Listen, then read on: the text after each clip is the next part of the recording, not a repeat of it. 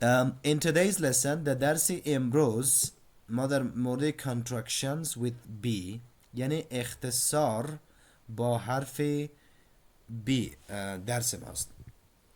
یعنی چطور میتونیم که to be verba یا حروف میگم فعل های حالت را با subject pronoun شکل اختصاری بدیم.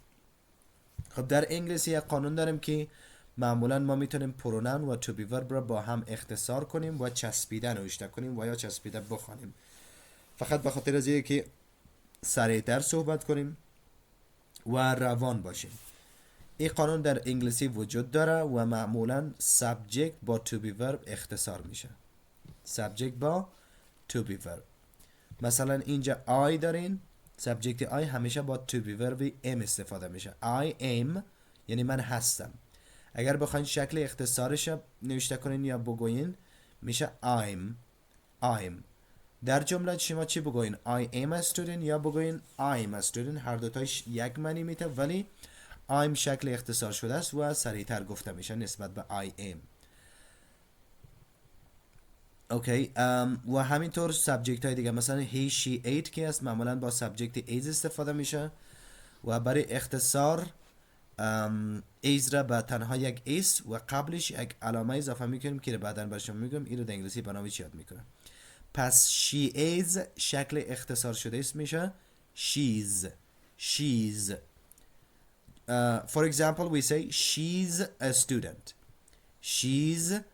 student یعنی او یک شاگرد است یا او یک دانشجو است. و he میشه he is میشه his و it is میشه its. متوجه حالت اختصاری باشین که همیشه قبل s یا قبل m ما یک علامت داریم. صفحه اسکرین شات برای من ثابت نیست. اوکی. ثابت یعنی استاد ندارم، تصویر اسکرین ندارم. آها، تصویر اسکرین فکر کنم مشکل امشب مشکل جدی داریم.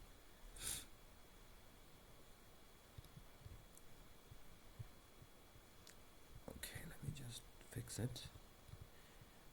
در کل اسکرین نداری عارف؟ Yes teacher. What about the others؟ دیگرها چی؟ حسن تو اسکرین مرا داری؟ فاطمه؟ No, teacher, I don't have the screen. I think others should use PDF tonight. Yes. Please if you don't have my screen اگر اسکرین مرا ندارین برین پی دی اف های خود را باز کنین. پی دی اف کتاب آذررید را صفحه 11 و بخشی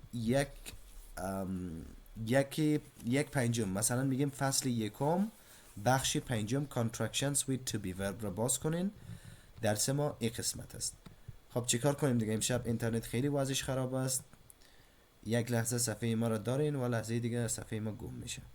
دیگه کاری هم نمیشه کرد چون اینجا برقا رفته و هوا هم که بارانی است. فکر کنم مشکلات زیادی را به وجود آورده به خاطر آبهای خراب. هر وقت آماده بودین لطفا یک thumbs up بتین برای ما که ما بفهم درس را شروع کنیم. اگر پی دی اف هایتان باز شده. Good. Arif is ready. Okay, Hassan is also ready. What about Miss Mahdiya? آماده هستین شما؟ PDF Yes, sir. Okay, PDF رو باز کنین. Miss Jakawak, are you ready? Do you have the PDF with you?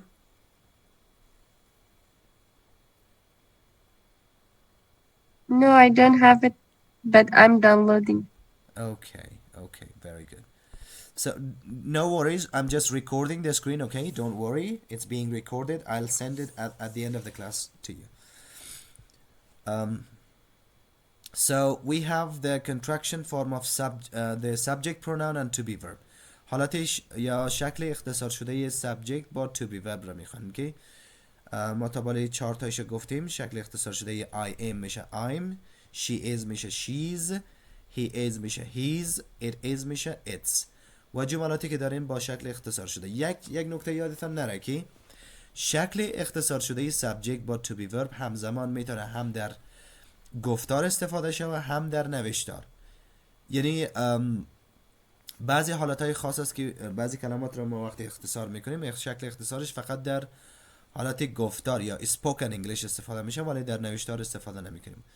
ولی اختصار subject با to be verb میتونه همزمان هم در گفتار استفاده شه هم در نوشتار. شما در speaking هم استفاده کرده میتونین، در جایی که مقاله نوشته میکنین همچنان حالت اختصار استفاده میکنین. البته فرق میکنه. اگر در حالت نوشتار استفاده میکنین نوشتار باید informal یا غیر رسمی باشه. در غیر صورت اگر رسمی بود شما دیگه شکل مکمل subject و to be verb رو باید جدا نوشته کنید.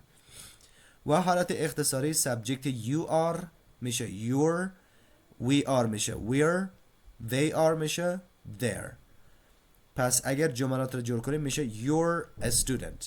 you're a student، شما یک دانشجو هستین.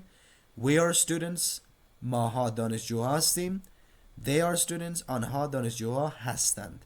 و نوتی که در اینجا در بغل صفحه برای شما دادن در باکس پیش روی برای شما گفته when people speak they often push two words together.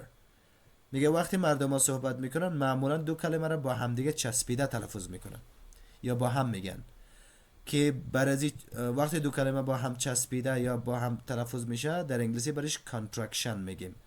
a contraction میشه حالت اختصار. two words that are pushed together، دو کلمه‌ای که با هم چسبیده تلفظ میشن. و دیگه گفته که contractions of a subject pronoun plus be are used in both spoken and writing. حالت اختصار شده subject با to be verb هم میتونه در speaking استفاده شه و هم در writing. هیچ مشکلی وجود نداره.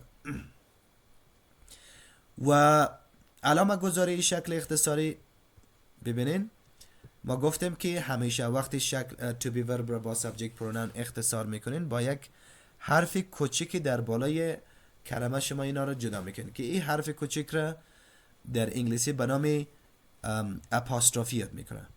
اپاستروفی نامش اپاستروفی است. پس وقتی شکل اختصاری subject و to be verb را استفاده کردین متوجه باشین که اپاستروفی باید در بالای کلمه باشه نه در پایین. نمونهش شما در این دو جمله میبینین. در جمله پایین در قسمت نوت گفتن نوت write an apostrophe above the line، همیشه اپاستروفی رو در بالای خط نوشته کنین یا در بالای کلمه. do not write an apostrophe on the line، وقتی جمله را شما روی خط نوشته میکنین اپاستروفیتون بالای خط نه، یعنی در پایان کلمه. همیشه اپاستروفیتون در بالای کلمه باشه. اگر شما در پایین نوشته کنین او شبیه کامه خوانده میشه و مردم ها میگن اینجا چرا کامه استفاده کردین. پس فرق بین کامه و اپاستروفی رو بفهمین. اپاستروفی معمولا در بالا در قسمت بالای حرف یا کلمه نوشته میشه ولی کامه در پایین نوشته میشه. یه نکته ای که شما باید یادتان باشه.